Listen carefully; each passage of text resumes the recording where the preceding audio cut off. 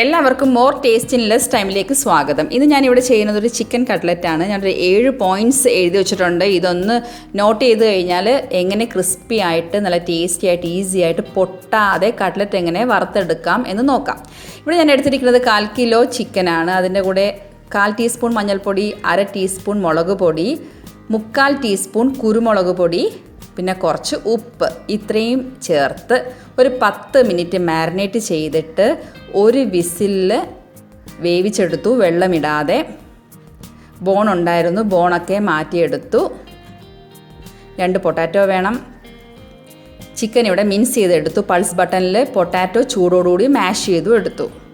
ഇനി നമുക്ക് പാൻ അടുപ്പിൽ വെച്ച് വളരെ കുറച്ച് എണ്ണ ഇട്ടതിന് ശേഷം ഒരു സവാള നല്ല രീതിയിൽ അരിഞ്ഞത്, 1 സ്പൂൺ ഇഞ്ചി ചതച്ചത്, ഞാനിവിടെ വെളുത്തുള്ളി ചേർത്തിട്ടില്ല, പിന്നെ 1 പച്ചമുളക് ചതച്ചത്, ഇത് 3ഉം കൂടെ നമുക്കൊന്ന് വഴറ്റിയെടുക്കാം കുറച്ച് നേരം.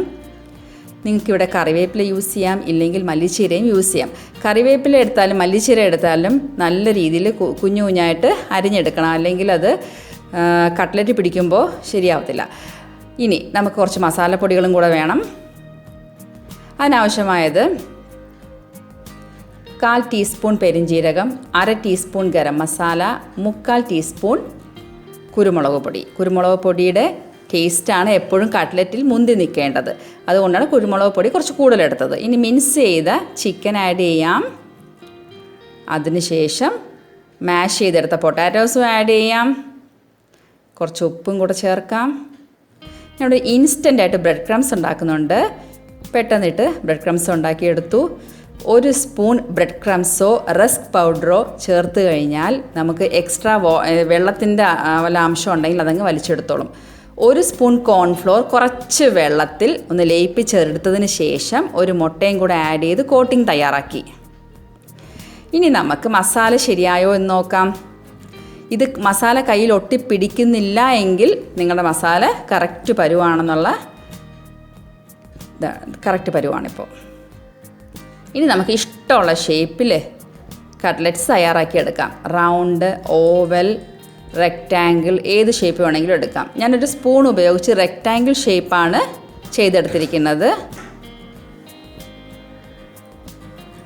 സ്പൂൺ ഉപയോഗിച്ചോ കൈ ഉപയോഗിച്ചോ കയ്യിൽ വെച്ചിട്ടോ നമുക്ക് ഏത് ഷേപ്പ് വേണമെങ്കിലും ചെയ്തെടുക്കാൻ പറ്റും. കണ്ടോ, കൈ വെച്ച് സ്പൂൺ വെച്ചുമായിട്ടാണ് ഞാനിവിടെ റെക്റ്റാങ്കിൾ ഷേപ്പ് ചെയ്തെടുത്തത്. ഇനി നിങ്ങൾക്ക് റൗണ്ട് ഷേപ്പ് വേണമെങ്കിലും ചെയ്തെടുക്കാം. ഒരു കുപ്പിയുടെ മൂടി എടുത്തിട്ട് റൗണ്ട് ഷേപ്പിലും ചെയ്തെടുക്കാം. കുപ്പിയുടെ മൂടിയിൽ മസാല കുടുങ്ങി പോകരുതേ.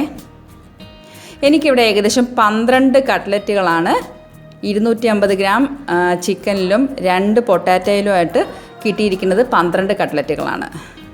ഇനി നമുക്ക് ആ കോൺഫ്ലോറും മുട്ടയും ചേർന്ന മിശ്രിതത്തിൽ ഒന്ന് മുക്കിയതിന് ശേഷം ബ്രെഡ് ക്രംസിലേക്ക് പൊതിഞ്ഞെടുക്കാം. ഇൻസ്റ്റൻറ്റ് ബ്രെഡ് ക്രംസ് ഉണ്ടാക്കുന്നത് എങ്ങനെയെന്ന്, വീട്ടിൽ തന്നെ ഉണ്ടാക്കുന്നത് എങ്ങനെയാണെന്നുള്ള ലിങ്ക് ഞാൻ ഷെയർ ചെയ്തിട്ടുണ്ട്. ഈ ബ്രെഡ് ക്രംസ് പൊതിഞ്ഞ കട്ട്ലറ്റ്സിന് നല്ലൊരു ടേസ്റ്റാണ്. നല്ല എണ്ണ തിളച്ചതിന് ശേഷം മാത്രമേ എണ്ണയിലോട്ട് കട്ട്ലറ്റുകൾ വറുക്കാനായിട്ട് ഇടാനുള്ളൂ. നല്ലോണം ഗോൾഡൻ ബ്രൗൺ ആകുന്നത് വരെ വറുത്ത് കോരുക. രണ്ടാമത്തെ സെറ്റ് നമുക്ക് വറുത്ത് കോരാം. ഒരു സന്ധ്യ സമയത്താണ് ഞാനിത് ചെയ്തത്, അതുകൊണ്ടാണ് ഒരു ഷെയ്ഡ് വരുന്നത്. ഇത് നിങ്ങൾക്ക് കെച്ചപ്പുമായിട്ട് സെർവ് ചെയ്യാം. കെച്ചപ്പിൻ്റെ ലിങ്ക് ഞാൻ താഴെ ഷെയർ ചെയ്തിട്ടുണ്ട്. എല്ലാവരും ഒന്ന് പരീക്ഷിച്ച് നോക്കണം. എല്ലാ വ്യൂവേഴ്സിൻ്റെ നന്മയ്ക്കായി പ്രാർത്ഥിച്ചുകൊണ്ട് നിർത്തുന്നു.